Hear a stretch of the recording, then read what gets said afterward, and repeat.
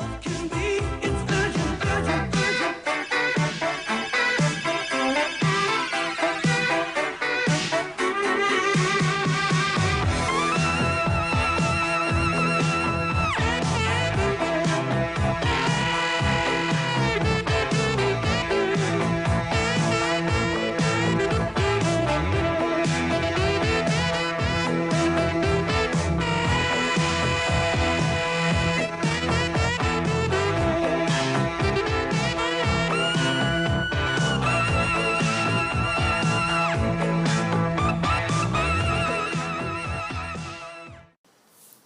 What's up, Seattle Sports Nation? Jackson and Marshall here for the Monthly Brew podcast on the Seattle Sports Soup.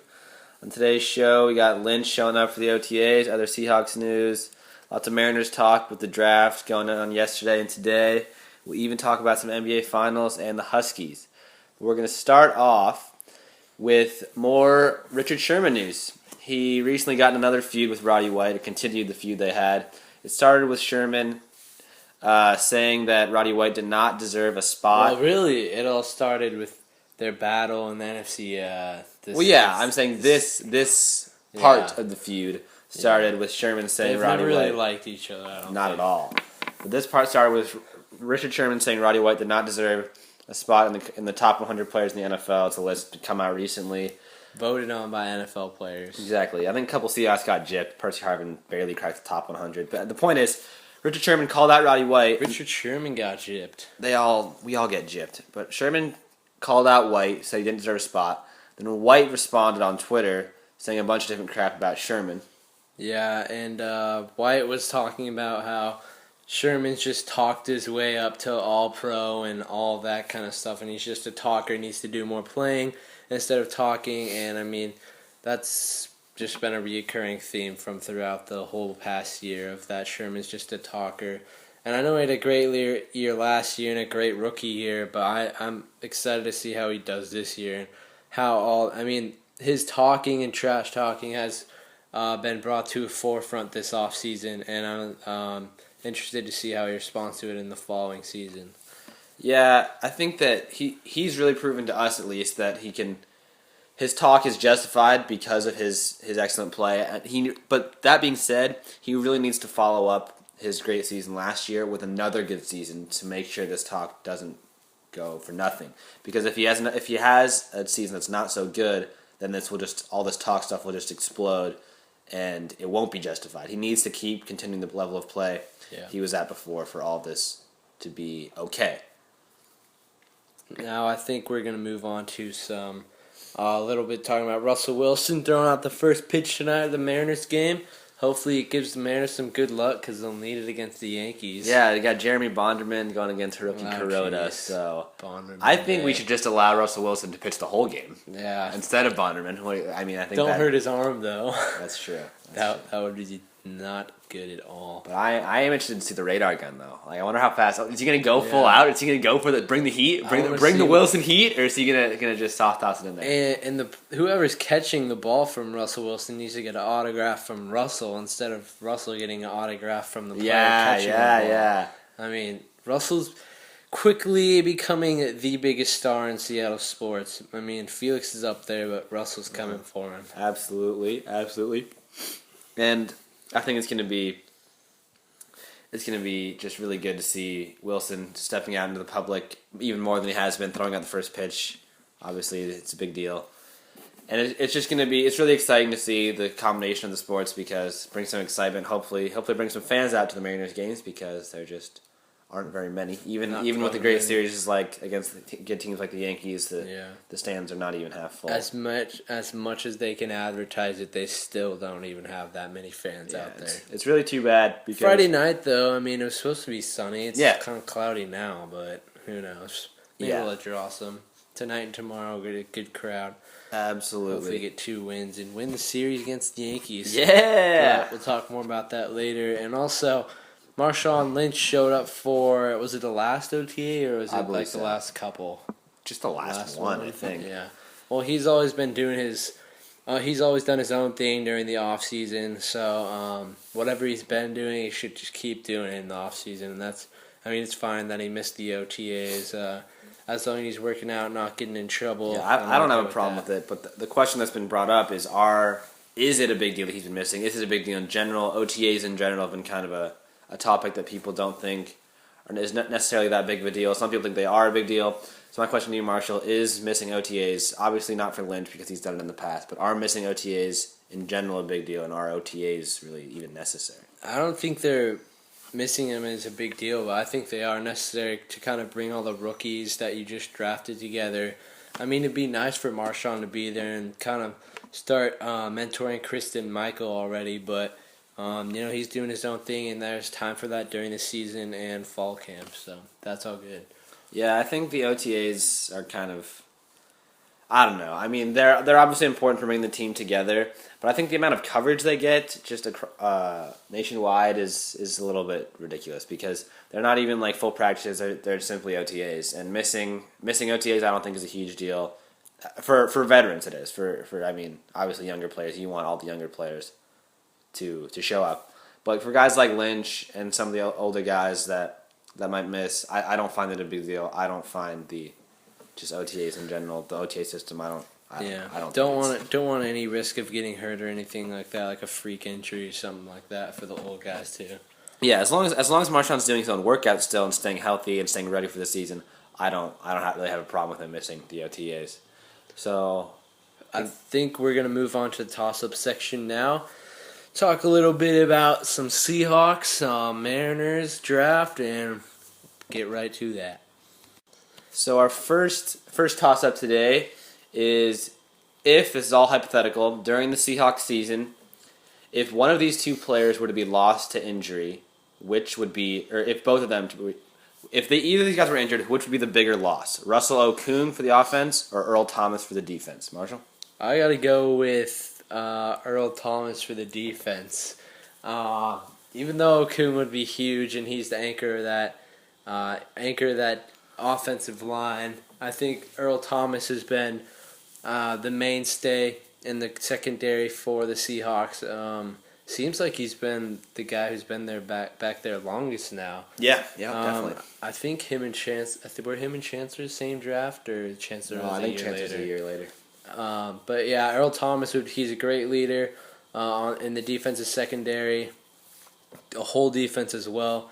I think he's captain, right? Yeah. Yeah, Earl's captain, so obviously that would be huge. I mean, Okung's been injured before. The Seahawks are kind of used to that, I guess. Okay. Maybe. I don't know if I'd go that far. But Earl Thomas, I think, would be a huge loss. I mean, obviously, maybe Jerron Johnson would be able to step up, or Winston Guy or something like that, but who's going to be your backup? Or I don't know. It's tough. Both players are huge. But I think just Earl Thomas, all-pro safety, would be a tough loss. I'm a huge Earl Thomas fan. I do think that would be a big loss, but I got to go with Russell Okung on this one because it seemed like the offensive line was solid last year, but there's definitely room for improvement. I think losing your best offensive line would be a huge loss. And we talk a lot about Wilson's escapability in the pocket and his ability to extend plays. It seems like that was happening a lot already, and if you take away our best offensive lineman, I think that happens a lot more and almost too much because as good as Wilson is escaping the pocket and making things happen off of broken plays, if that happens too much, you're not gonna be able to succeed that way. And I just think that he would be a bigger loss because of the other good playmakers we have in the defensive backfield like Sherman and Chancellor and Browner and guys like that. So I got to go for Okung on that one. Next up, we got a Mariners question. With Kendrys Morales being a free agent after this season, the only two options really are to re-sign him or to trade him. We're not going to let him go. And so I think, Marshall, the question is, should we re-sign him for a 3-4 year deal, or should we try to trade him before the deadline this season, try to get some pieces? I'm really interested to see how the next month or so is to see how his consistency is playing. I mean, he's playing well right now, but if he kind of has a little bit of drop off. I mean, he's like 28, 29. He's late 20s or 30.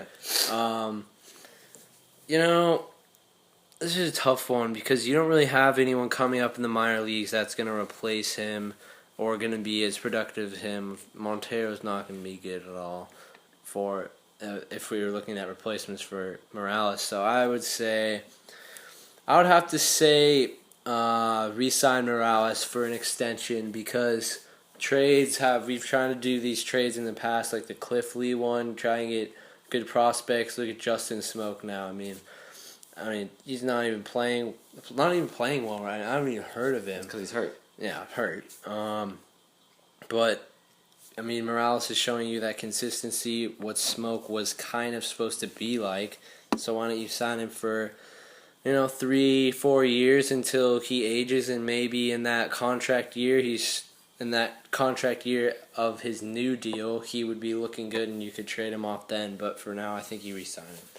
Yeah, I think re-sign's the move too. At least if he keeps up the way he's playing, he's batting over 300 now. He's batting like 400 with runners in scoring position, which is an area that the Mariners have been majorly lacking.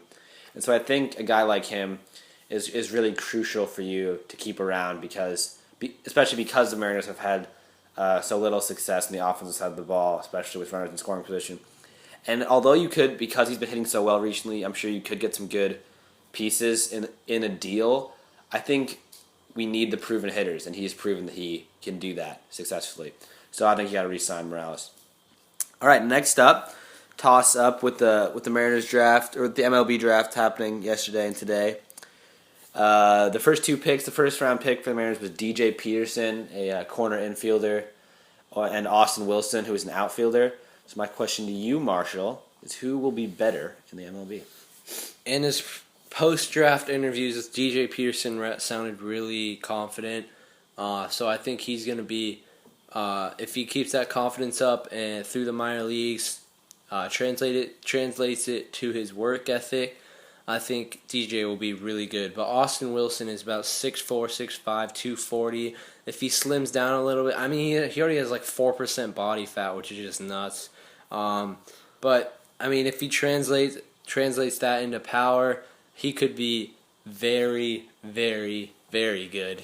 Some comparisons have been to Giancarlo Stanton on the Marlins. Oof. And I think Austin Wilson can be that guy and the outfielder for the future in the Mariners. Yeah, he was a major steal. Plus, you already got Seager at third base for the Mariners, but DJ Peterson can also play first base, which is where I see him being. Yeah, I project DJ Peterson as first baseman as well. And as I was saying, Austin Wilson was a major steal at that spot in the draft, and I do think he'll be a contributor to the Mariners, but I think DJ Peterson is the guy who's going to have potential to be more successful because of his offensive prowess. He'd moved to first base, which I don't think would be that difficult a transition for him. Yeah. His college coach described him as having light tower power, and he's supposed to be basically just superhuman on the offensive side of the ball. I think his stats were aided a little bit in New Mexico because of the heat and elevation, but I mean, I think he'll turn out to be all right. So now to our last toss-up topic: who's more important to his team, Tony Parker or LeBron James? I'm gonna go with Tony Parker. Maybe it's my personal bias. I'm not a huge LeBron James fan, just personally. Obviously, he's the best player in the world, and the Heat would be not nearly where they are without him. But I think Tony Parker, he really runs the show in San Antonio. Their whole offense is predicated on him and the pick and roll and him getting in the paint. Yeah, and I think the way he's playing right now, at least, is just a ridiculous level. And I'm going to go Tony Parker. Tony's solid pick. I think LeBron is the most valuable player to his team, and that's why he was the MVP of the entire league. Okay. Tony Parker was hurt. If Tony Parker had not gotten hurt, I think he legitimately could have won the MVP. No, he couldn't have. He legitimately could have. Dwayne Wade cannot. I mean, he's been showing he can't do much this series. That's true. LeBron is just carrying the team. Chris Bosh missing threes. I think we can possibly agree that Chris Bosh is the worst player on the floor right now. I can't think of anyone worse. But I think it's LeBron. So staying on the NBA topic, I think we will talk a little about the NBA Finals and then move on to some more local stuff like the Mariners and Huskies. All right, so now to move on to some NBA Finals talk. Great Game 1 last night between the Spurs and the Heat. Tony Parker making an unbelievable shot. That's just the main storyline. Because he's the most valuable to his team. No way. If LeBron would have taken the last shot and not passed it off to Bosh, the Heat would have actually had a chance to win it at the end, but whatever. So in the end, I think after the Spurs Game 1 win, I think it's a great start for them, but I still think the Heat are going to take it. Yeah, I picked the Spurs before the series, and Joey Calabro, who's been on the show before, can attest to that. I'm not just jumping on after the Game 1 win. I think they're a very complete team, and I do think it's a good matchup for the Heat in the sense that there's no big monster shot blocker like Roy Hibbert. I mean, Duncan's obviously good and Splitter's good, but no one like Roy Hibbert. But I also think the Spurs pose a lot of difficult matchups for the Heat because Kawhi Leonard is a guy who plays really good defense on LeBron. He held him to 2 for 8 shooting in Game 1. The Heat don't really have anyone to stop Tony Parker. They don't really have anyone to stop Tim Duncan. So, and with Wade, I do think that if Wade and Bosch pick it up, then the Heat will be tough to beat. But with the way they're playing right now, I think even Wade can play well. Last night Wade played good in the first 2.5, 3 quarters. He played horrible in the fourth quarter, but he played good early in the game. That spin move by Parker was sick, though, on North Cole. Dirty good. But if Bosch continues to just shoot this poorly, and if he continues to be the worst player on the floor whenever he's out there, then I don't think the Heat, or I think the Heat could win if LeBron just carries him. But I think if Bosch keeps playing this badly, the Spurs have a very good chance of winning the series, and they're still my pick. So, Marshall, going forward, what do you think your keys are to the series for both teams? The key for the Heat is not turning the ball over. I mean, they were just, at one point LeBron just passed it to Kawhi Leonard, just right to his hands. Yeah, they had Kawhi took a step back and just stole the ball. I mean, they had like LeBron's 4 turnovers. Gonna be smarter than that. Tony Parker obviously not turning it over that. Yeah, they only had 4 turnovers in the entire game. Yeah. The Spurs did. The Heat had like 4 or 5 or 6 in the fourth quarter. That's what you get with experience and consistency. I mean, you know ways to not turn the ball over and execute your game plan that like Popovich, great coaches, set out. So I think the Spurs definitely have the upper hand on like the game plan, the coaching, and kind of the overall experience. But I think the Heat have the edge on the athleticness, overall skill, and the Heat when they try a defense, they can be good. Yeah, they can. But they just, all of those guys just save their energy for offense. I'm not saying all the time, but you can just see it sometimes. They're not giving it their all on defense. Yeah, I think if the Heat really just got to keep that top-notch defense going at all times, because if they can force turnovers, they've obviously proven that they can capitalize off those turnovers. But if they don't, San Antonio should be able to run their offense smoothly and be that dynamic offense they are. So I think that's obviously a key for them. And I think the Spurs, obviously they're not going to be able to keep up this turnover rate. They only had 4 in the first game. It's a historic mark. But I think they need to just knock down shots because they didn't shoot very well in the first game. They only shot like 42% as a team. If they can raise that number, I think they have a even better chance to win the series. But our last thing on the finals is going to be complaining about the 2-3-2 format because all other series in the NBA playoffs it goes 2-2-1-1-1 in terms of home field advantage. Then all of a sudden in the finals they switch to 2 for the Heat, and then 3 for the Spurs in this case, and 2 for the Heat again. And I think it's absolutely ridiculous.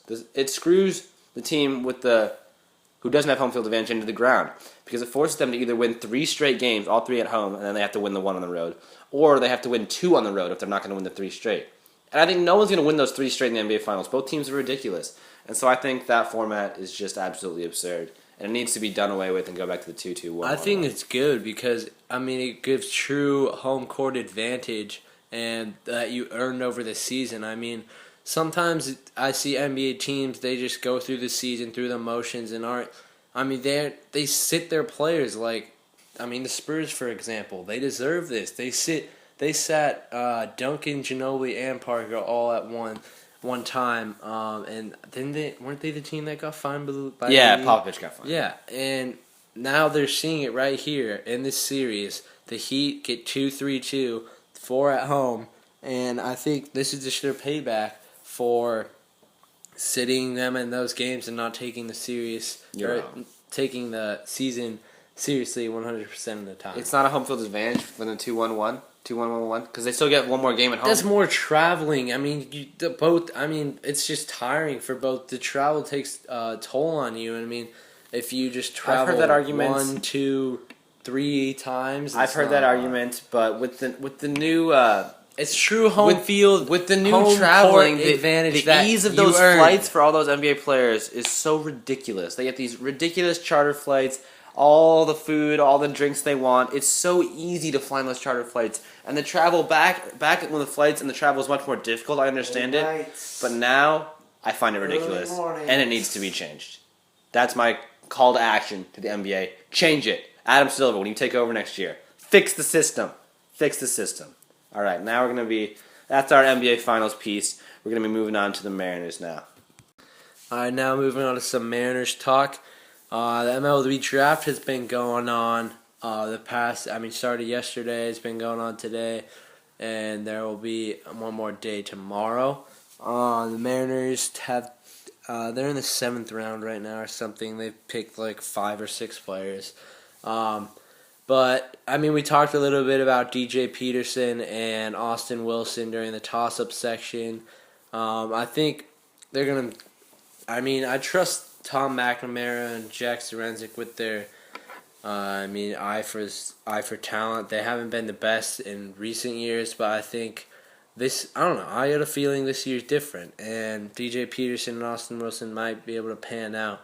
I'm not putting too high of expectations on those two players because I know the expectations that Ackley and Holton and Zunino have been the expectations that have been put on them. So I'm just waiting to see how Peterson and Wilson pan out before making any judgments. Yeah, I really like those first 2 picks a think they do have a good chance to be successful. But some of the later round picks I haven't been too enthralled with. They've drafted a couple of shortstops similar to Brendan Ryan in the sense that they're very good defensively, but they can't hit. I don't understand why you're going to draft those types of players. We already have those types of players. We just waived one in Robert Andino. I don't understand the point of drafting 2 players that you basically already have in Brendan Ryan. I don't see the point because you're drafting players for upside, and those guys aren't guys that are going to have the upside or at least be a change from what we already have. So in that sense, I don't like some of the later round picks, but I do like guys like DJ Peterson and Austin Wilson who have lots of upside. And with their hitting prowess and size and Austin Wilson, they could potentially be mashers and be really good at the MLB level. So it's kind of a back and forth. I don't know. We'll see. Obviously, they have to be patient to see how they pan out. But for now, I like the early picks. Not as big of a fan of the later picks so far. Yeah, so I think we'll move. We're talking a little bit about Felix and Iwakuma, Nick Franklin. Getting called up. We didn't get a chance to talk about him, but Iwakuma has been, I think, the most consistent pitcher thus far in this season. Felix, of course, has been solid, but Iwakuma has been stellar. Yeah, Iwakuma's making a run for Felix as the best pitcher on the staff this season. Whoa! This season, I don't know. It's pretty close. If you're This season, yeah. If you're saying one game, which guy am I going to throw out there if I need a win? I'm going to say Felix. But the numbers show, and the way Iwakuma has been so dominant that he has been just as good, if not better, than Felix this season. And I think that's pretty hard to deny when you just look at the numbers and how well he's been pitching. The last game, the game he lost in 16 innings, he went 8 innings, 99 pitches, only let up 3 hits. Great offense. Maybe DJ Peterson and Austin Wilson will help. God, it was horrible. 0 run until the 14th inning. But Iwakuma has been absolutely ridiculous. Nick Franklin, big impact his first week. I'm really excited about him to see how consistent he is. I think he could be your everyday second baseman over Ackley, of course. Hopefully Ackley fixes his swing. And the AAA, he's been doing pretty well. Yeah, he's been really well. Fix his mental mindset, and that'll be all good. Yeah, one question I have about the Nick Franklin thing, though, is if Dustin Ackley continues to hit well in the minors and he gets called back up, where does he play? Because you can put him in an outfield spot, but you can't put him in center. Maybe you can move Franklin to short. That's what I've been saying. That's what I was thinking. Do you move him to short and you move Ackley to second base? That's gotta be where it is, right? Yeah. If Ackley steps up and actually hits well in the majors, back to kind of where he was early in his career. But if he doesn't hit well, then he just, I don't know. It's hard to find an outfielder DH spot right now because you can't leave Ibanez out. No, you can't. He's been on fire. Great. Morales is mainstay. Bay has been playing well recently too. It'll be hard. And we don't even have Gutierrez back. Goody's not going to contribute anything to the Mariners for the rest of his career. Okay. 60-day DL. That's He's a not sweeping coming statement back. there. It's but not. He gets injured every time he comes back. He's not going to contribute anything to the Mariners for the rest Obviously, of I'm his not career. a fan of it, but his first 2 seasons with the Mariners, he played 150 games or more each. So Yeah, he's first shown 2 that seasons, he's and shown since then, that like he 50 can. games. He has it in him to be obviously recently. I'm not Stop happy. going too I'm not happy hard. about it either. But I'm saying that it's possible that he can still come back and be a contributor. So I'm just saying, I don't see him in being the a terms of contributor. where you put Dustin Ackley, and also with potentially Austin Wilson coming up and playing outfield, where you put Dustin Ackley, if he's going to come back and be a contributor every day, I think it would have to be at second base and moving Nick Franklin over to shortstop. Yeah, I guess. So, talk about guys that are still playing well. Ibanez has obviously been on fire. Hitting Jason some Bay's been home playing runs. well. And Kyle Seager, big ups to Kyle Seager in that game. In the extra innings game, he's the first Game time Grand Slam. game time grand slam in extra innings. He did in the 14th inning. Yeah. Big that's stud. crazy. Big stud. Kyle Seager continuing to play well. He's one of my favorite players in the current era of the Mariners. Our best offensive player each and every night. I Yeah. guess maybe not from Morales recently, but Yeah. I love Kyle Seager, just the way he's been playing. And just the approach he takes because he's all business, and it's just great to see a guy like that succeeding. Yeah, so I think that does it for Mariners, and we'll move on to some Huskies and wrap it up. And the new Husky news, obviously, is the big news recently has been all about the new Husky Stadium. It's getting close to being finished. All the pictures online look absolutely beautiful. Cannot wait for the new season to start up with the new arena. It's just going to be a great New sight to look arena? at. New stadium. Oh I'm sorry. my New stadium. God. I'm in the basketball mode. They We got had, that NBA finals going on. They had some pictures up today of the turf being put in, and the all-purple end zone. The Huskies lettering was kind of like a classic gold color, which I don't know how much I like that. I like think the it's kinda new, cool. I like the new gold color. I think it's kind of cool. I don't know. And the W on the middle of the field kind of looks like that, but who knows? Maybe it'll turn out better than I think, and it'll look better in person. But the Huskies have been a football school all along, and their football is in the Husky, or the greatness of the What are you school trying is to in the. say? I'm trying to say that greatness of the school is in the football side of things. And they used to wear that classic kind of gold color. Yep. You see that. You see that kind of for the. I don't even know what I'm trying. I'm You don't know what you're trying to distracted by say. this Spurs final stuff. You don't know what you're trying to say.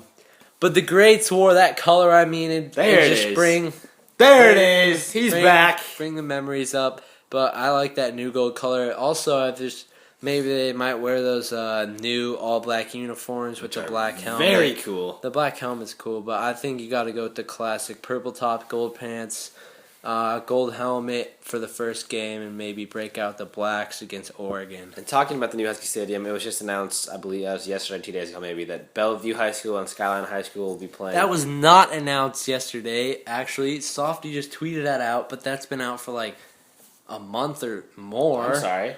Yeah, you should be, because I'm I sorry. tweeted this a while Okay. ago and no one even looked. More shameless self-promotion.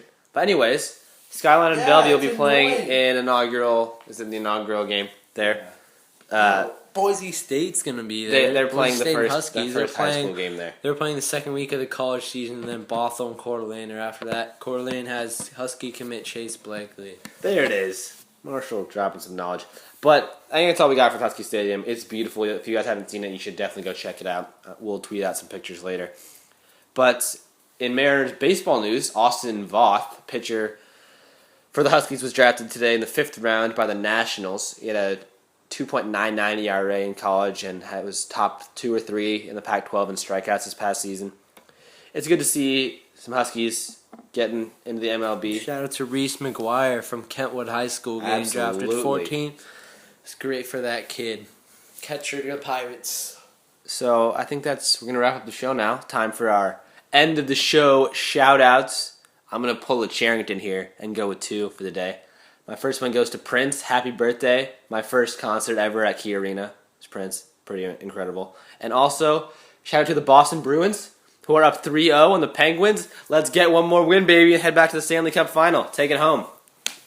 My shout out goes to United States Soccer. Huge win against Germany this past week in the friendly, and they got a big game against Jamaica tonight at 6:30. So that's a World Cup qualifying match. So hopefully the U.S. men can get it done and look like their counterparts on the women's side.